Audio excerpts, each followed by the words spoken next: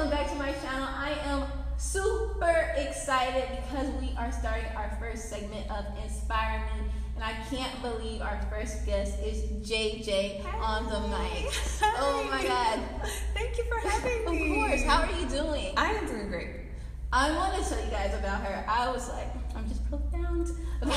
She does everything. She's an entertainer, author, a philanthropist, a mother, and everything girl. The type of girl that we all should strive to be like. Thank you. And she just recently quit her job at 97.9 The Box. Number one hip hop station in H-Town. Yes. And she's a midday host there. Yeah. And so we're all wondering, what? Like, people work so hard to be in that spot. I know. Well, first, I think it's important for people to know I've been in radio 24 years, since I was 16. Wow. Yeah, so I've done a lot, in my career. And what I found was that when I'm waking up in the mornings, I'm really focused a lot more on these other things that I have going on than I am focused on talking about Chris Brown and Soulja Boy and who Rihanna is dating. Right. Because I don't care. So it became very challenging, right? And then a couple of days before I resigned, I had a panic attack on the air, and they had to take me to the hospital. And so I was in the hospital for 2 days. And while I was in the hospital, my boss called me, and she's like, you got a lot going on. You got your foundation and this book and your Single Moms Rock. You're doing a lot. So you might want to consider putting something to the side so that you can, get yourself together and not be so stressed. Right. And I thought about what she said, and I was like, you know what? I do need to put something to the side. But I have to put to the side what I'm least passionate about at this time, And so taking a look at it, it was actually my job. Wow, and that was the boss from 97.9. Yeah, and she's a friend of mine. You know what I mean? So like, she really genuinely cares. But so it was hard to have to tell her like, this isn't me anymore. That I'm stressed out at work over things that I can't control. Just like, it's just a part of a job. Yeah. I'd rather be stressed out over my own stuff. Right. That makes a lot of sense. Yeah. So if we could just backtrack, because I know a lot of people want to know, how did you exactly get into that position you were at 97.9 Box? You said you've been there for 24 years. What was that path like? Yeah, so I started off in radio when I was 16 as an intern at a station in Dayton, Ohio. And I was in high school. Our high school had a radio station too. It was a rock station. How fun was that? It was like totally out of control. So, so I started off as an intern, went to school, I worked for WCLK in Atlanta, ran out of money, came back home, and I just worked at different radio stations in Ohio. And then finally, I decided to move to New York. Moved to New York. Dream came true. I got on at this radio station after living in New York for 3 months without really doing what I wanted to do. I just hustled, and I was like, man, I could do whatever. If I could do this, then I can do whatever. Right. 9/11 happened. Wow. And I was like, I'm out of here. Y'all can have New York City. And so I left. And just like that. I did. And 9/11 scared the crap out of me. I mean, yeah, that was tragic. It was crazy. So, and imagine not having any family there. You know what I mean? Like, it was just too much. So, and it helped me to realize the things that I value the most. Right. I value my comfort. I value my friendships and my family. And so it was time to leave. So I worked in Indiana for 10 years. When I was in Indiana, my supervisor was fired, and Terry Thomas, who was my supervisor here at the Box, came to oversee that station, and that's how we reconnected. Wow. And then she brought me here to Houston. So I've been in Houston 5 years, been with Radio 1 for 17 years, and then been in radio total 24 years. Wow, so you've been doing this. Well, you look good. Thank you, girl. Like, so let's talk about timing. How did you know? I mean, of course, you had the panic attack, so that would be like, okay, it's time to go. Yeah. But still, some people would stay. Some people go to their jobs every single day, and it's stressing them out. But what what about the time now made you like, okay, it's time to go? Well, it's interesting because I had told myself that in like 5 years I was going to leave radio. But God's timing was different. He's like, no, today. We're going to do this today. But honestly, it's like there's so much, you know, in the last couple of years, the music has changed. I haven't been a fan of all of the music, you know what I mean? So it's hard to be in a room listening to music that you don't care for really 5 or 6 hours. That's a lot, you know? And it's just sinking in, and I'm like, oh my gosh. Right. And that is one. And then if I could just be honest and just share this, I had, you know, in hip hop, there's a lot of club atmosphere, right? You got to go to the club, go to the strip club. Yeah. I'm in the strip club, and I'm about to cry because I'm watching these women on their knees, picking up money, fighting over the money that they're picking up on the floor, and I was just like, I can't do this anymore. This isn't my life. Yeah. Like, I'm in the strip club about to cry. Right. Because I'm so, like, my heart just hurts because I'm like, this isn't what life is. You know what I mean? Like, and so I would much rather do what's more in my purpose, which is helping to empower and to inspire young women and girls to be the best version of themselves, to help them see that this world, you can really contribute to making this world a better place, and you can have a huge impact on making this world amazing, but you gotta know what it is inside of you, and they don't know. Right. So that's what you do with your I'm Me Foundation. Yes. Yeah. So you're currently doing that right now. Yes. It's an 8-week program. Yes. And you go into schools in HISD. Can you expand about that? Because like you were saying, you were seeing those women on the floor, and they're worth so much more than that. Yeah. You can create the life that you truly want. So where did this inspiration for I'm Me Foundation come from? Yeah, so I have a daughter. She is 10, going on 35. And she would always come home talking about things after school that I'm like, how do you even know that Justin Bieber went to jail? Are you watching like TMZ at school? And it just helped me to realize that she's being influenced by the kids at her school, right? Like, you can't avoid it. As much as you pour into your kids, they're still going to be influenced at school because they're there the majority of the day. Right. So, so it kind of started to, you know, make me nervous. It made me nervous thinking, well, what if the girls that are influencing her aren't the greatest girls, right? What if they're not great role models? What if her squad, she calls it something. I don't know, it's something like that. It's not my clique, it's something. I'm like, girl. Anyway, but what if they're not great? You know what I mean? So with the I'm Me Foundation, what we do is we go into these schools, we give this amazing program, helping girls to become better role models. You know, because there are little girls that are looking up to these other generations, and they're paying attention to everything. Everything. Like how you dress, how you talk on the phone. Like, they're paying attention to everything. And so these girls need to make sure that they're representing themselves well. You know, not just for themselves, but for the other people who are watching too. Yeah, I totally agree. I was watching one of your videos about the I'm Me Foundation, and you were saying how much you were grateful for the girlfriends that you have in your life. Oh my gosh. And me too. Man, I don't know what I would do without those girls, because you're right. The people you surround yourself with are the people you're going to be most like. They're going to shape your views and your values. So it is so important for women, men, everyone to surround themselves with people that are positive. Yes. Because that could be, I remember in high school, I was hanging out with this one girl. She was cool and she was fun to be around. Yeah. But I found myself doing things that were outside of who I am. So luckily, by God's grace, I was surrounded by 3 other great girls that are still my best friends now, that we own a business together.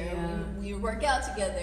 I go for them for advice. There's no jealousy there. So your tribe is very important. Yes. Yes, it's so true. That's so good. Yeah, and I mean, like, you are the company you keep, and you probably heard that growing up, and then it's like, yeah, whatever that means, but you are the company you keep. Right. So you either need to have great people around you or be by yourself. Yeah, you know what I mean? That's true. Much rather be happy by myself. Yeah, you know? No other options. Yes. So she's author. That's a hard word to say. She's also an author. Yes.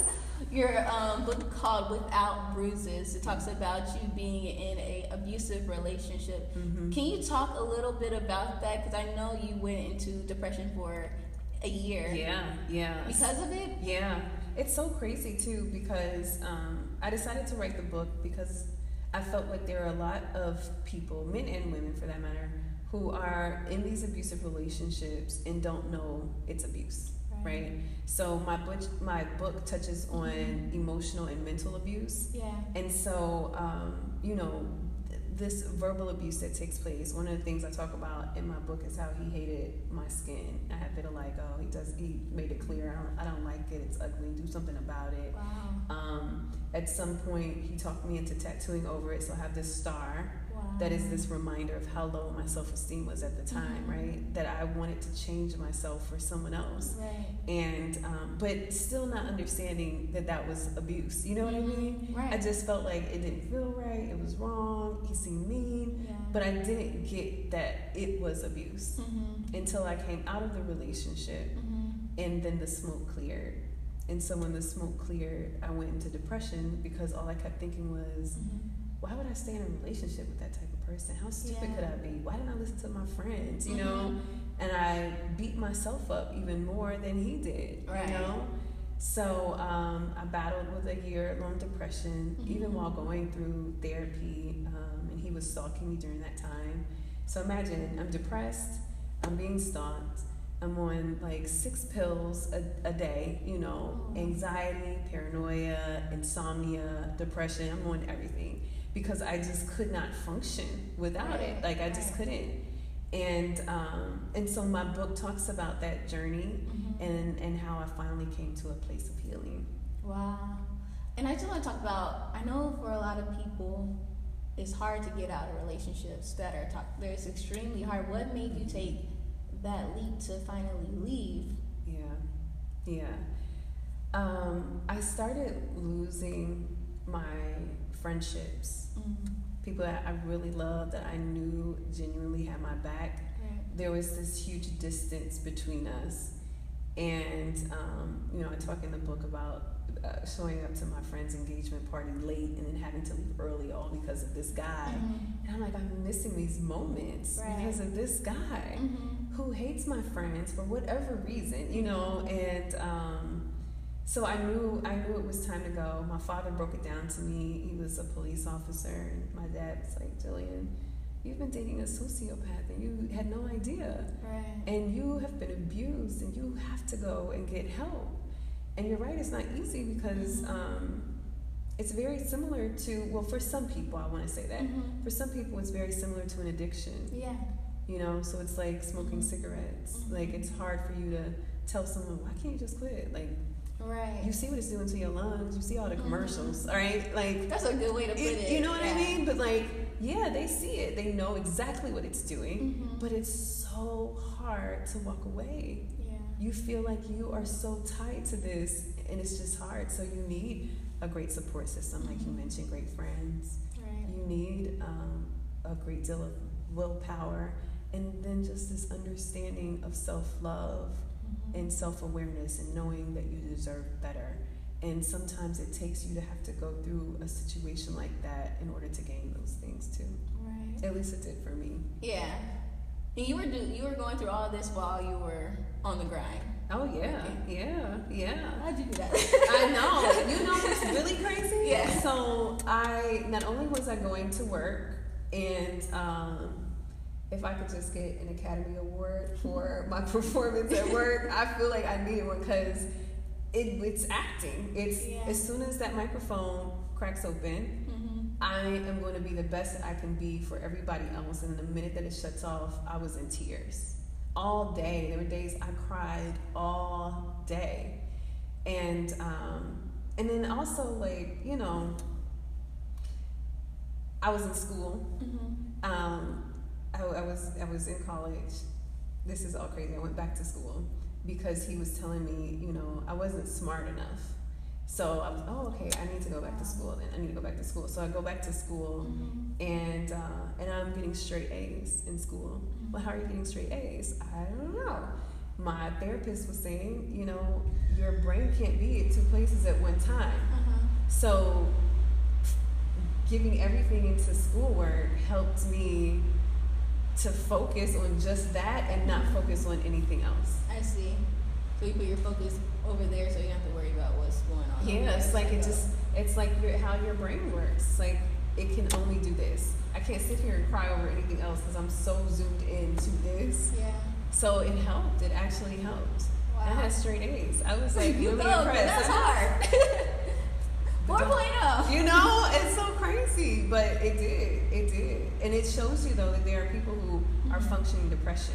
You know what I mean? Like, they can go to work, they can even socialize with people, but the minute they're by themselves, it's a whole different world.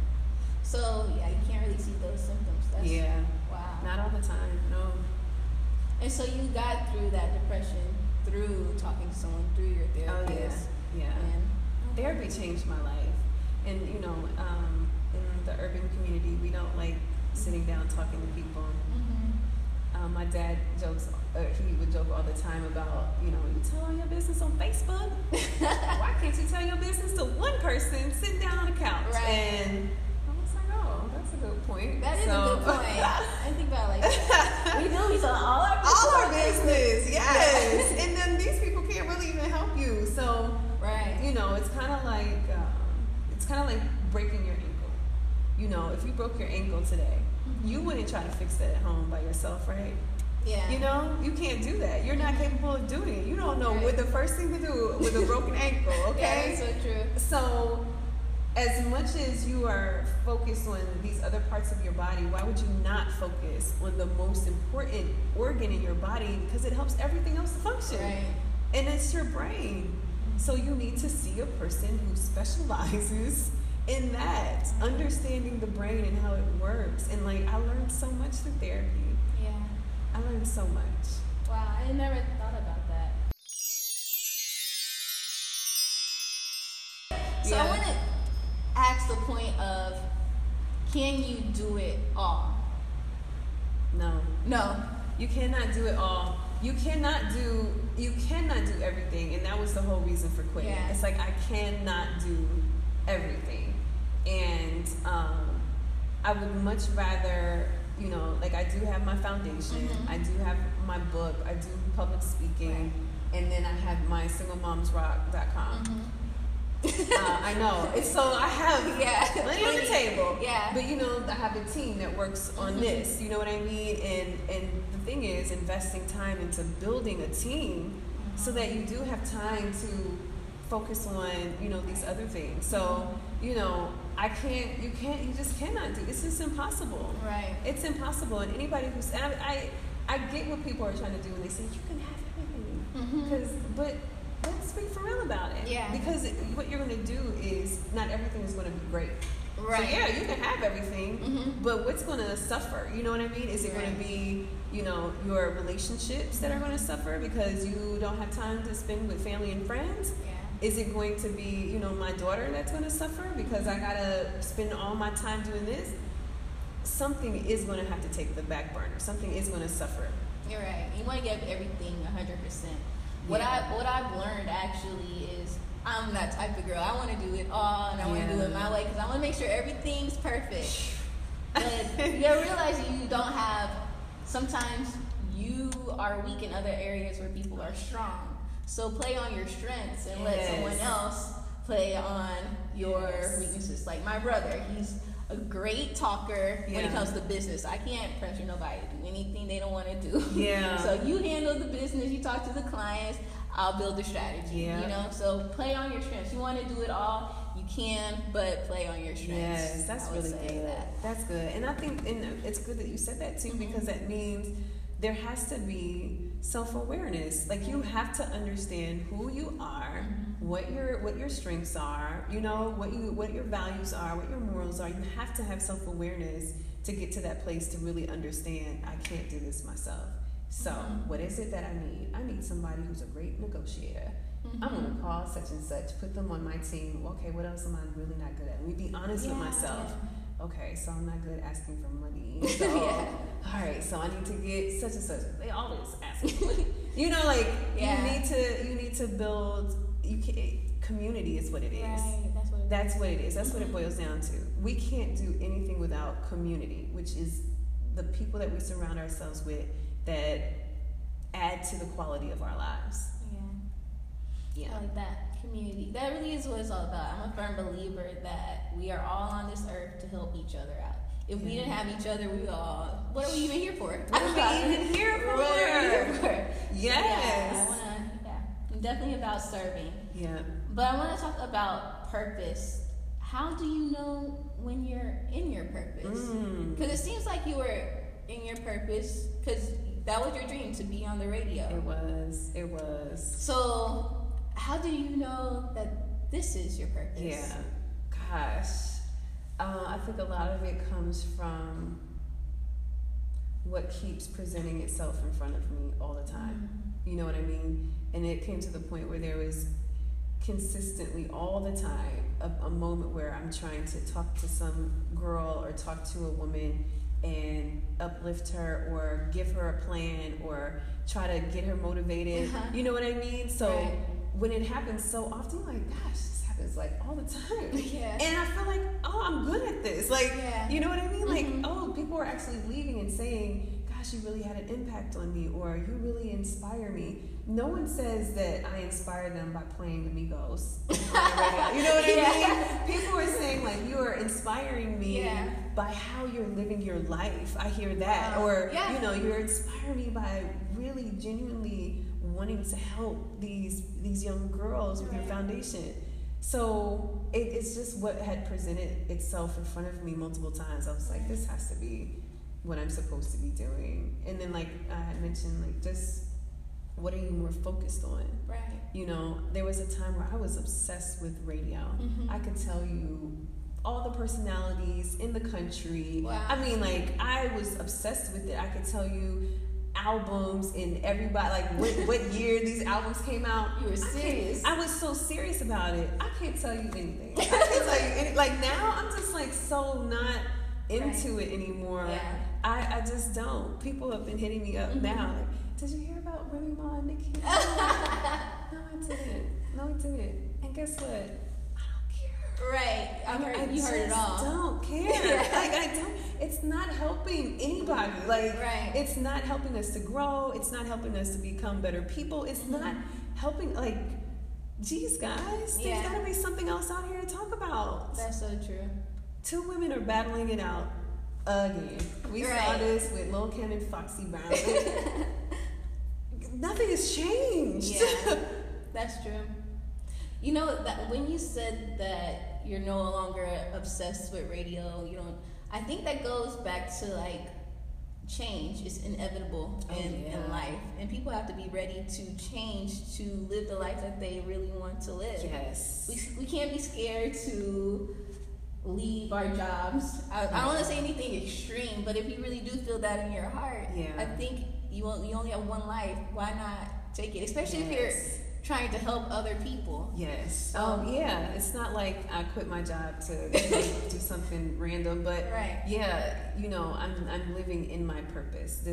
And passions change, and it's okay. You can be passionate about, you know, growing flowers for 3 years, and then all of a sudden you're like, no, I actually want to make donuts. And that's okay. That's a terrible example. But you know what I mean? Your passions can change. And the more that you grow and the more that you evolve and the more that you're exposed to new things, the more that you find more things to become passionate about. And some things kind of trickle off. And it's okay. And it's kind of beautiful. It is. Most people doing the same thing for 100 years of their life. I don't know how people do it. I don't know how people do it. And it's almost kind of sad to me because there are some people that I see and I'm like, wow, your gift is so much bigger than this position that you hold at this Right. job. Right. And only if you could see it. Right. Like, you ever meet somebody and you're like, Yes. like, you know, we focus on potential, but there are some people you like, I know No. Yeah. exactly what you could do. Mhm. If you would just step away from this 9 to 5 that Right. is draining the crap out of you, you could do some amazing things. Right. Yeah, I think it boils down to what do you believe you can do. Yeah. It's like you can wish all you want. I put this on Instagram, so I already know the quote. Yeah. You can wish all you want, you can hope all you want, but nothing's gonna happen unless you believe in yourself. Have faith and take action. Faith without works is dead. It's dead. Yeah. And that's so true. It's like, so don't get it twisted. Am I nervous? Yeah. Every day I have these butterflies in my stomach because I'm Right. like, oh shoot, I got more paychecks coming in. Okay. But I don't have any regrets. I know that what I did was what was necessary. Right. And I know with all of my heart that God has something so big out there for me. I know it. I can't tell you what it is. Right. I cannot. Mhm. But I feel it so much inside of me Yeah. that it helps me to feel very comfortable about that decision. Right. So, yeah. I like that. I feel like I always say this, like, if you're feeling uncomfortable, you're doing something right. If Yeah. you're comfortable, it's just like same Comfort thing. will keep you in a terrible situation. Right. You know, it's comfy to have a nice little paycheck coming in, Mhm. but then I'm sitting here looking at all these other projects that I have that Yeah. are just sitting here like, me, come, give me some attention. I'm like, no, I'm trying to get this check. trying to get this check. So, yeah. I'm so glad you're honest about saying you're nervous because we all are nervous, but it's Yeah. like when you know where you're supposed to be, Yeah. you just know. Yeah. You just know. This is the worst analogy I can give, but this is what I was thinking like a couple of weeks ago. Mhm. I was trying to describe how I feel. Like, I feel like I hopped into the middle of the ocean with a life jacket on, right? Yeah. So it's like I'm out here floating. I know I'm not going to drown because Right. God isn't going to let me drown. I already know that. I've been through enough things to know He will never let me drown. So I'm good with this life jacket. But I don't know what's out here in this water. You know what I mean? So I'm nervous because I'm just like, I'm out here. I'm out here. Okay. Well, you know, is it going to be a shark? Is it going to be a whale? Is it going to be a seahorse attacking my feet? Like, I don't know what it's going to be. But, like, that's how I feel. So I'm confident. You know what I mean? Because I know I'm not going to drown. Right. But I'm nervous because I just don't know what is coming. Right. Well, I am excited for you. Thank you. And I have never met JJ before, but if you could just feel these positive vibes pouring in right now, it is amazing. And I know so much greatness is ahead for you. One last question is, what has been your greatest lesson? The greatest in life? Yeah. Oh, that's Put it out good, there. right? That's a good one. Your greatest lesson in life. Well, I mean, honestly, I think it kind of does tie into me leaving my job is don't be afraid to take risks. Yeah. So, you know, when I look at this pattern that I've had throughout my life, I've always taken risks. It was a risk to move to New York with no job. Right. You know what I mean? It was a risk to move to Houston and not have family here. You know, and have a daughter. You know, that's a risk. You know, it's a risk to quit my 6-figure paying job, but take risks and be confident that there is something better that's out there. Right. Be a risk taker. Y'all hear that? Take those risks. Quit your job. No, I'm just saying. Don't quit your job. Don't quit your job. I didn't say that. But you feel your intuition. Yeah. One last little nugget. I just feel like intuition, that's a power that we all have. Like, I remember I was at a job and I cannot text my brother this. I was like, I feel anxious. Like, because I knew I was about to go in, but I was running and I was like, dang, I just feel so anxious inside. Yeah. And I was like, well, I don't want to feel like this anymore. So I was like, our body tells us, our intuition tells us, this is not right. So, yeah. Ooh, I'm glad you said that. So I was going to tell you this. I was watching this movie called Inside The Power of Intuition. Have you seen it? I haven't. It's on Netflix. It's a documentary, but this Dr. Malone Some, he said that the sound of our external voice is being the sound of our external voice is being that's the opposite. The sound of our internal voice is being muted by the sound of our external voice. Do y'all get that? So like we're distracted. We're distracted by all these external things that we aren't able to listen to ourselves. Yeah. And I believe it. Think about it. All day long. We didn't even, like, intuition is like you need to get up and walk away or something, and you just still like we are so distracted by things in the world that we're not listening to our gut. So wow. And I feel like those things was a lot of lessons learned.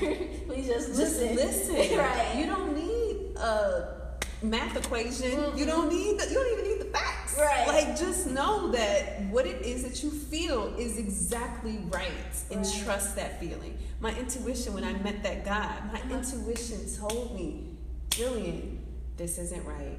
Leave and don't come back. And I was like, nah, because we can work on this. I just gotta, he needs help, and no, like it just kept ringing to me. So it's like you have to trust those things. Yeah. Trust the gut. That's true. So she does a lot. Tell them where they can find you, what you're doing, even though we discussed it. Yeah. But what's JJ up to? I have a website, jjonthemic.com. You can check me out there. You'll see links to all of my fabulousness that I have going on with the foundation, singlemomsrock.com, and my book, Without Bruises. And I'm out here trying to change the world, and I would like to encourage anybody, if you're down for changing the world, we need some incredible ladies on our team, some volunteers, and please join the squad. Yes. Thumbs up this video if you got hella gems, because I know you did. So we have to have like 1,000 likes on this video. Thank you so much. Thank you for having me. Of course, this is phenomenal. I'm so proud of you. Oh, thank you. This is awesome. Yes, we're gonna change the world together. Inspire me, and we out. Bye, guys.